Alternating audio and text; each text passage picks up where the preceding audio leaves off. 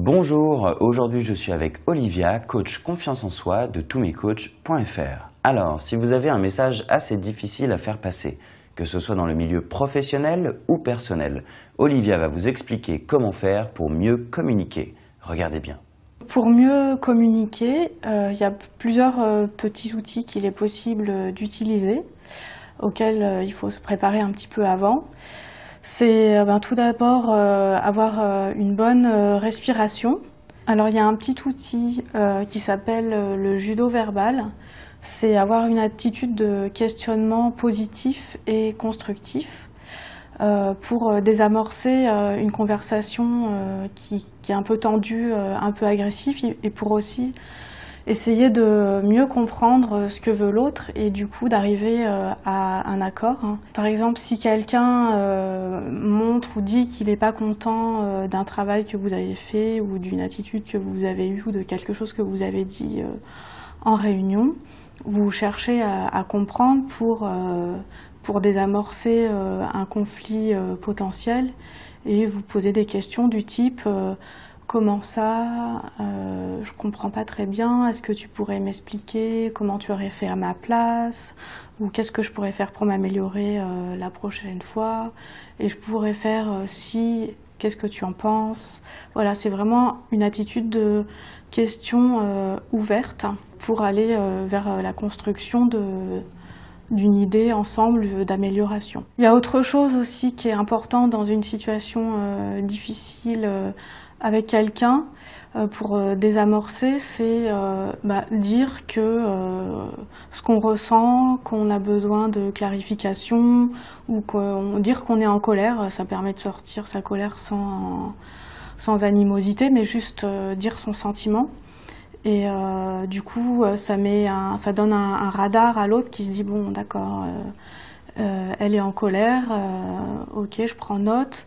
Et du coup, ça permet peut-être de descendre un cran s'il y a une tension. Donc voilà, exprimer son ressenti, ses besoins. Une autre petite astuce aussi à utiliser en situation où c'est un petit peu tendu, c'est d'éviter les rafales de questions, de poser plein de questions successives, puisque du coup l'autre se sent envahi par les questions et n'a plus le temps de savoir comment réagir, et ça peut l'encombrer, le paniquer.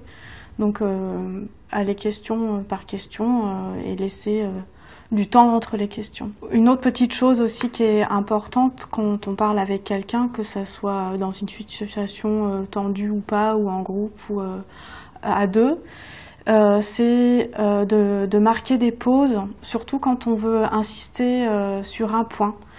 Ne pas avoir peur des vides.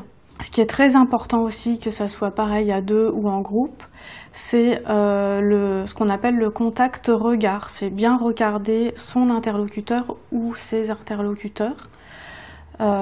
Toujours garder un lien avec, dans le regard, et pas regarder vers le bas ou vers le haut ou à côté, mais vraiment montrer qu'on est dans la conversation, qu'on prête attention à l'autre, qu'on écoute ce qu'il nous dit, et que nous, on est concentré sur lui quand on lui communique quelque chose. Ce qui peut être bien aussi quand une situation est un peu tendue, c'est d'utiliser l'humour, faire de l'humour sur le sujet qu'on est en train d'évoquer, ou trouver un petit truc en parallèle pour détendre un peu l'atmosphère, soit être un peu ironique ou juste rigoler sur quelque chose qui est en train de se passer juste à côté, par exemple.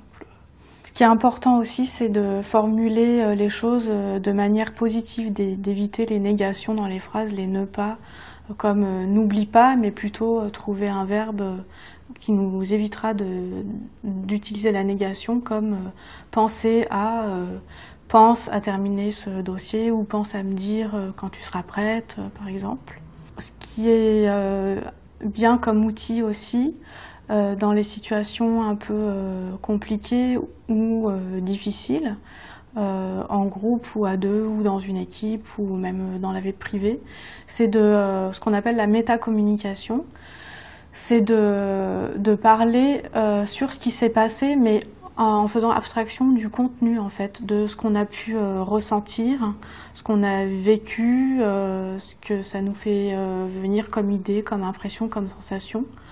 On peut parler de ces émotions et ça permet en fait de prendre aussi de la distance par rapport à un sujet et de communiquer sur un autre plan que juste le contenu et de rester en fait sur le détail d'un travail.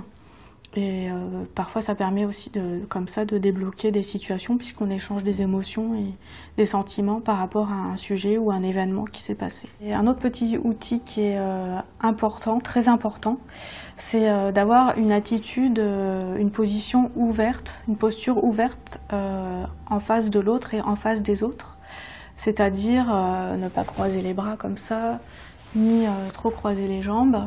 C'est être ouvert et puis être pas trop en avant parce que sinon l'autre peut avoir l'impression qu'on l'envahit, ni trop en arrière parce que ça veut dire qu'on est trop détaché. Donc se tenir droit et puis voilà, se sentir bien ouvert en face de l'autre, avoir son corps ouvert, s'étaler un peu avec ses bras sans non plus s'affaler, mais voilà, une attitude ouverte et droite, quoi. Voilà, donc avec tous ces petits outils, vous pouvez en prendre quelques-uns ou tous et les intégrer progressivement à votre quotidien, que ça soit au travail ou dans votre vie privée, avec vos amis, avec votre famille. Vous pouvez les utiliser petit à petit, voir si ça marche ou pas. Si ça marche pas, voir pourquoi ça dysfonctionne par rapport à ce que j'ai pu vous expliquer au début. Et voir s'il y a une autre manière de le mettre en place ou alors prendre un outil qui vous paraît plus simple à utiliser. Mais l'idée, c'est de les intégrer progressivement à votre quotidien.